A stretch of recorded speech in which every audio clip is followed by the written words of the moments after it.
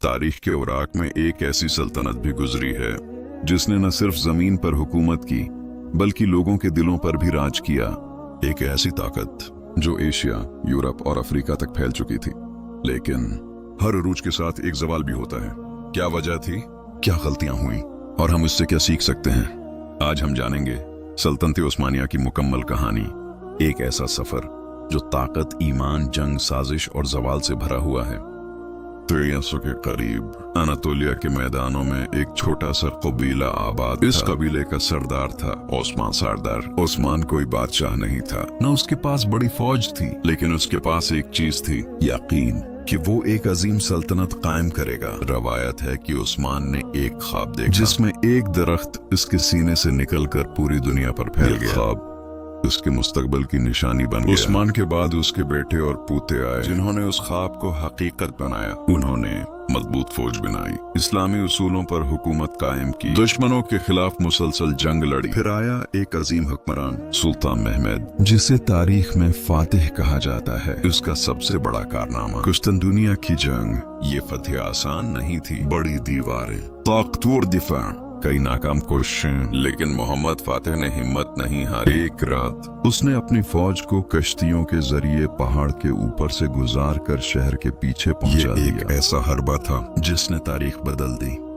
सल्तनत अपने उरूज पर पहुंची। Suleiman the Magnificent. ये वो दौर था जब अदालतें इंसाफ देती थीं, कानून सबके लिए बराबर था, फन तामीर अपनी बुलंदी पर था, मसाजिद, पल महलात आज भी उस दौर की शान बयान करते हैं। फौज इतनी मजबूत थी कि यूरोप खौफजदा था, दुश्मन मुकाबला करने से डरते थे। ये वो वक्त था जब उस्मानी सल्तनत दुनिया की सबसे ताकतवर सल्तनत बन चुकी। लेकिन हर ताकत अंदर से कमजोर होना शुरू होती है। सल्तनत के मसाइल, नाहिल हुक्मरान, महल की साजिशें, करप्शन, यानी चरी फौज जो कभी ताकत थी अब मसीला बन गई। वो बादशाहों को हटाने लगे, अपनी मर्जी चलाने लगे। इधर यूरोप में साइंस तरक्की कर रही थी, नई टेक्नोलॉजी आ रही थी, लेकिन उस्मानी सल्तनत पीछे रह गई।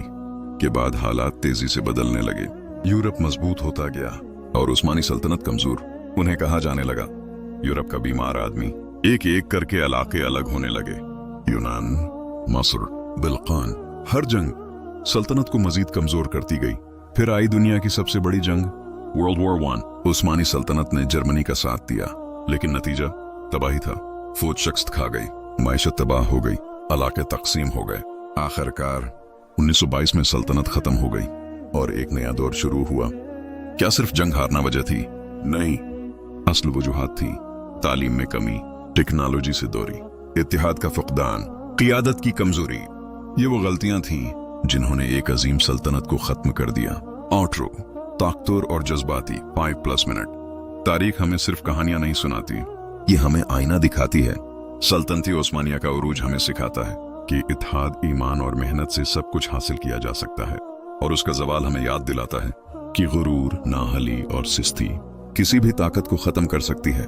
सवाल यह है, क्या हम तारीख से सीखते हैं या फिर हम भी वही गलतियां दोहराते हैं? फैसला हमारे हाथ में है। तारीख के औराक गवाह हैं कि ताकत हमेशा कायम नहीं रहती।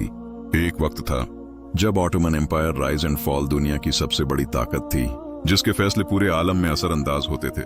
लेकिन फिर वक्त बदला, हालात बदले, और वही सल्तनत जो कभी नाकाबिल शिकस्त समझी जाती थी, आहिस्ता आहिस्ता खत्म हो गई। ये जवाल अचानक नहीं आया था, ये छोटी छोटी गलतियों का नतीजा था।